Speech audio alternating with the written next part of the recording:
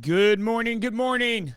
Welcome to another Monday Mindset. Another week has come and gone. I know, shocking. It is crazy.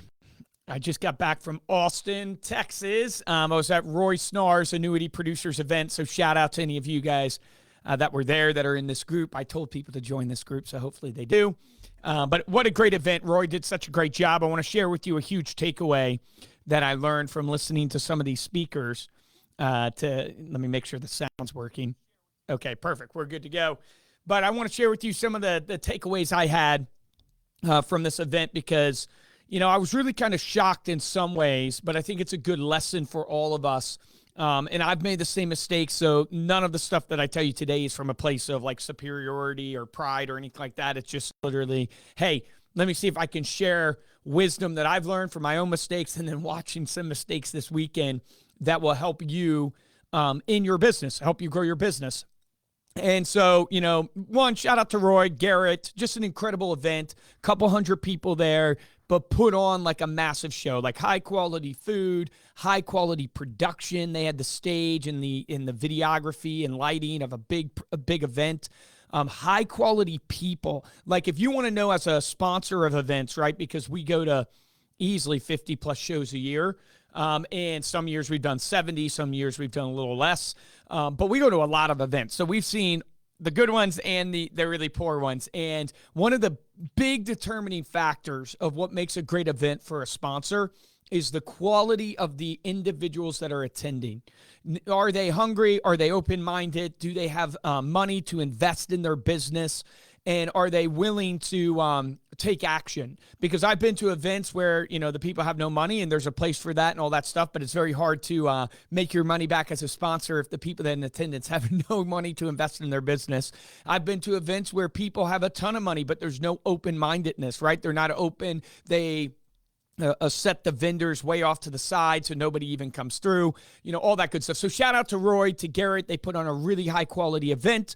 There was insane high quality of people there and just a lot of great connections. So what can we take away from this event that I think people just did, they messed up. The only feedback and critique I would have on the event is on a lot of the speakers that got up on stage. And what I think is they missed an opportunity. They missed a big opportunity to educate. They missed a big opportunity to share value. And they missed a big opportunity to ultimately grow their business from a sales standpoint. Roy, like most leaders of an event, pretty much every event I speak at, every event I'm a part of, they always say, don't sell from stage. Don't sell from stage. And I give credit to the speakers. They tried to tactically not sell from stage, but it was still so obvious that they were selling from stage their product and service that ultimately it devalued any value that they were presenting forward. And here's my golden nugget for all of us today that applies to you and your business. And again, it's not from superiority or I'm better than anybody else. I literally have done the exact same mistake, and here it is. They did not prepare for the opportunity appropriately. They did not practice appropriately. There were some speakers, I'm not going to call them out by name.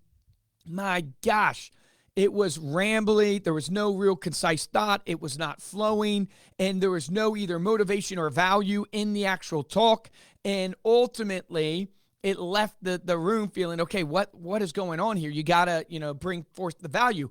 It's not because these weren't brilliant individuals, that were not top producers or had something great to share.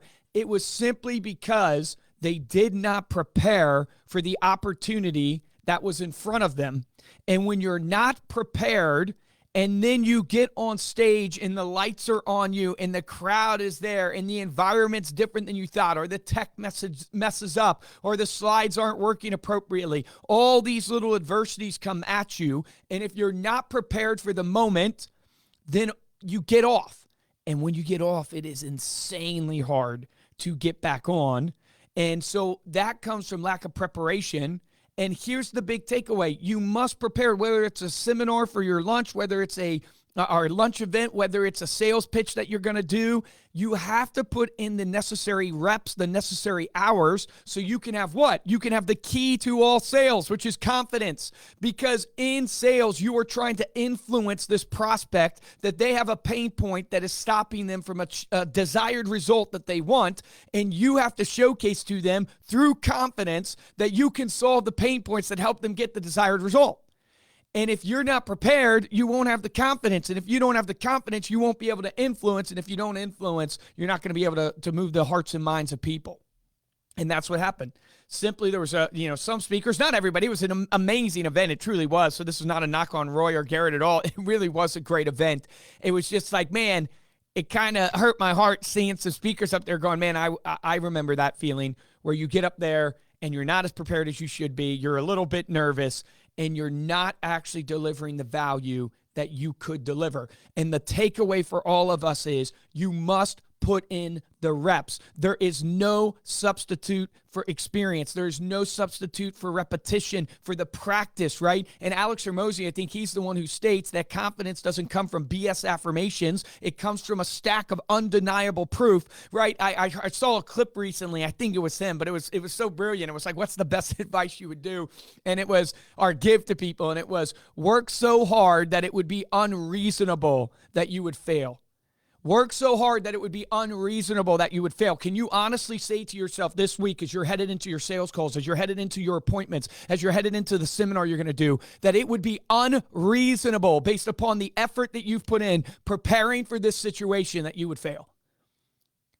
Have you done that? And if we're honest with ourselves, and I could say this openly and transparently, man, I probably didn't even put in enough reps, or I know I didn't put in enough reps for delivering the ultimate value that I could have done. I came in short of even what I could have done, and I felt I did a great job.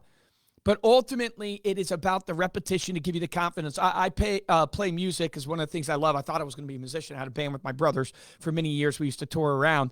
Thought I was going to be a musician. And, playing music, you get up on stage, it's like anything. You're in front of the audience. Things are going wrong. Technically, you get nervous. Your hands might start shaking a little bit. Your heart rate goes up. Your palms are sweating. Start quoting an Eminem song here, but you start getting a little nervous. If you haven't put in the reps to actually play that song over and over again on the keys or on the guitar or whatever instrument you have, then you will hit wrong notes. But if you have put in the reps that actually trains your muscle memory, then your muscle memory will take over.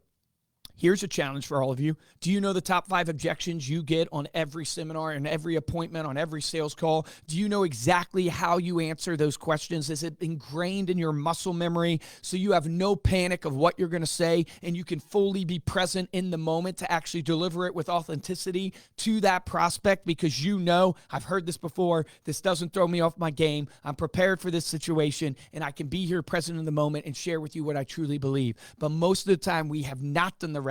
We do not know the objection handlers the way we should. And so we're still thinking about what we want to say, and we've lost in the moment.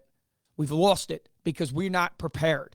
And I would share with you guys that is my big takeaway is, my gosh, man, there's so many opportunities that present, to me and Reminder Media all day long that we're probably missing, that we're not prepared for.